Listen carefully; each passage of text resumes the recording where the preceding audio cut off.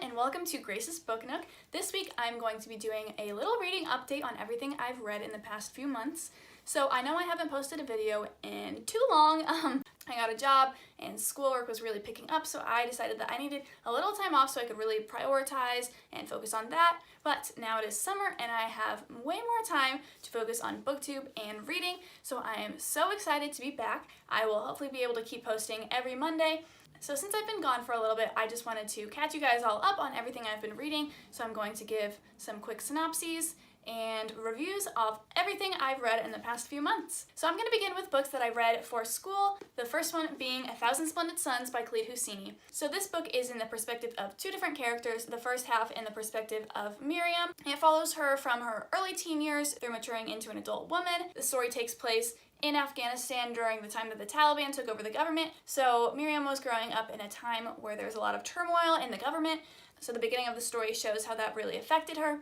And then about halfway through, it switches over to the perspective of Layla. So Layla is quite a bit younger than Miriam, so she is affected by the government slightly differently, but covering the perspectives of two women in such a male-dominated society, it shows how the turmoil and misogyny in these girls' lives really affected who they are.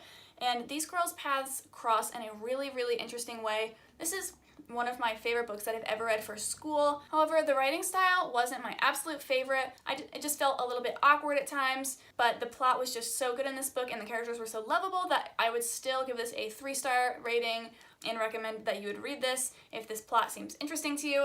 This author also wrote The Kite Runner, which I know is a far more popular book. If you liked his writing in that book, I think you will definitely really enjoy this book. Okay, so this next book I read for school is not going to get quite the same review. This book is The Catcher in the Rye by J.D. Salinger. This was not a good book. If you have ever thought about reading this book, I deeply, deeply suggest that you don't. This was probably one of the worst books that I've ever read in my life, and that's really saying something.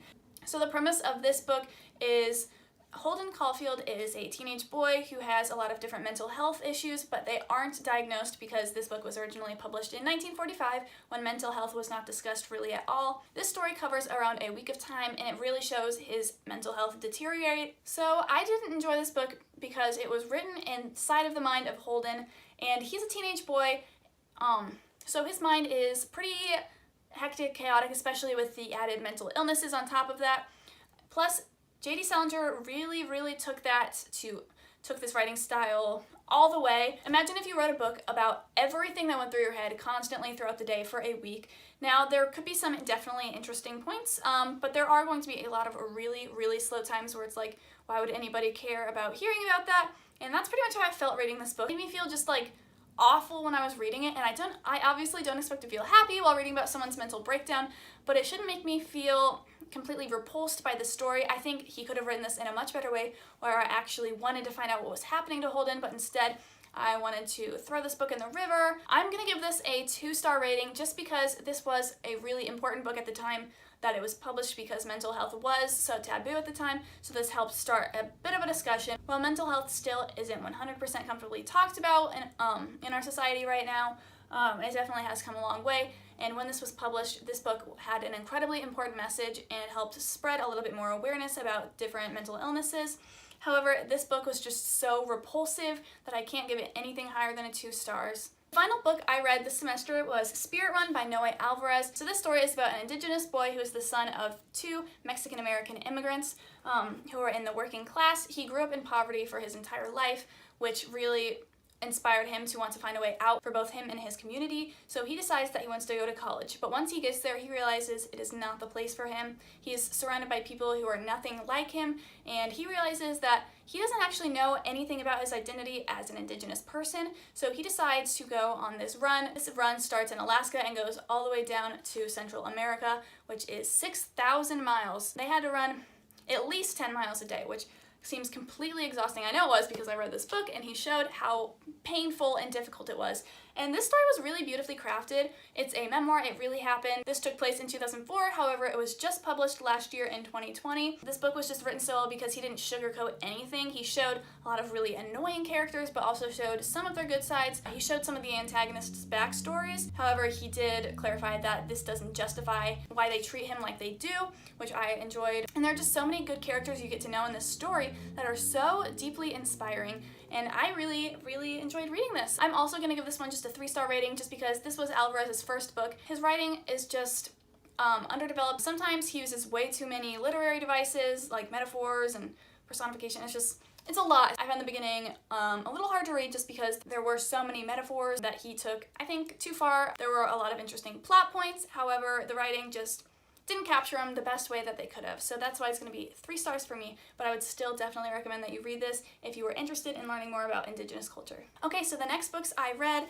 were Never Fade and In the Afterlight by Alexandra Bracken. If you've seen my previous videos, you know I've already done a review of The Darkest Minds by Alexandra Bracken, which is the first book in the series, and you know that I really enjoyed that one. I believe I gave it a 4 stars, but these books were even better. I'm gonna link my review of the first book in the description, so you can definitely check that out. In that one, I kind of described how the middle of the book was a little slow, but these books did not have that problem at all. The plot was constantly moving. I became so attached to these characters, and there were so many plot twists in these books that I just did not see coming. The last book had some parts that really broke my heart, to be honest. I got so attached to some characters, and some things happened. I don't really want to give a synopsis of these books because it's hard to do that without spoiling anything, especially if you haven't read the first book. So I'm going to say Never Fade gets a 4-star rating just because there's this one character in that book who really annoyed me, to be honest, and he was just in it too much. And there are just really frustrating parts where I just wanted to like grab the main character and scream at her, which I understand was an important part of the book. However, it just made reading it a little less enjoyable. However, this last book, In the Afterlight, so good. It had a pretty satisfying ending too, as satisfying as I feel like it could be in this context because I still have a lot of questions on what the future holds for them, but I know Alexandra Bracken can't keep writing this series forever, unfortunately. But I'm gonna give this one a 5 stars because it was just so good. I highly recommend that you read this series. You just get so attached to the characters and the plot just keeps you like desperate to learn what happens next. So next time you're looking for something to read, I really recommend that you pick up these books because you will not regret it. So the next book I read was Concrete Rose by Angie Thomas. Now this book, one of the best books I've ever read. This actually had a satisfying ending, which never happens. So this was actually the first book I read by Angie Thomas. If you didn't know, this was the prequel to The Hate U Give, and I haven't read that book. However, I have seen the movie 3 times. I never read The Hate U Give because after seeing that movie so many times, I was really happy with it and I didn't really think I was missing anything. However, I really loved the character Maverick in that, and this is about Maverick, who is Star's father, who is the main character of The Hate U Give. And if you've seen or read The Hate U Give, you know that he had a lot of challenges in his life. So this book really explores how he became the person he became, and I think Angie Thomas wrote this incredibly well. From like the first chapter, I was just really invested and hooked in this. The writing style was just really exceptional, and like I said earlier, this ending was so good. I was just like happy with it. There's so many books where I reach the end and I'm just like, that's it? Like, no, that can't be it. And while I would absolutely love it if Angie Thomas wrote another one of these books following Maverick, I am really happy with the way she ended it. The last couple chapters just really summed it up perfectly. And even the last line, I was just like, oh my gosh, it's the perfect way to end it. So I really think you should read this. I'm giving this a 5-star rating, which is an incredibly hard rating for me to give. I really rarely give 5-star reviews. So to have 2 5-star reviews in this video is really awesome. But this was my favorite book that I've read in a super long time, and it actually inspired me to go pick up Angie Thomas's other books, On the Come Up and The Hate U Give, which I will be reading soon. I'm actually going to do a book haul video next, so make sure you subscribe so you don't miss out on that. So the latest book I've read is Far From the Tree by Robin Benway. I actually just finished this yesterday, and this book was like a really heartwarming read. It's about 3 biological siblings that come to find each other, and they all had 3 very different fates. 2 of them were adopted into separate families, and 1 of them was left in the foster care system for his entire life. So you see how their different paths really affected who they are. This story is told in 3 different perspectives, which usually is not my thing. Typically, if I find out a book has more than 1 perspective, I'm just like, nope, not gonna get that. But I'm so glad I ended up picking this one up.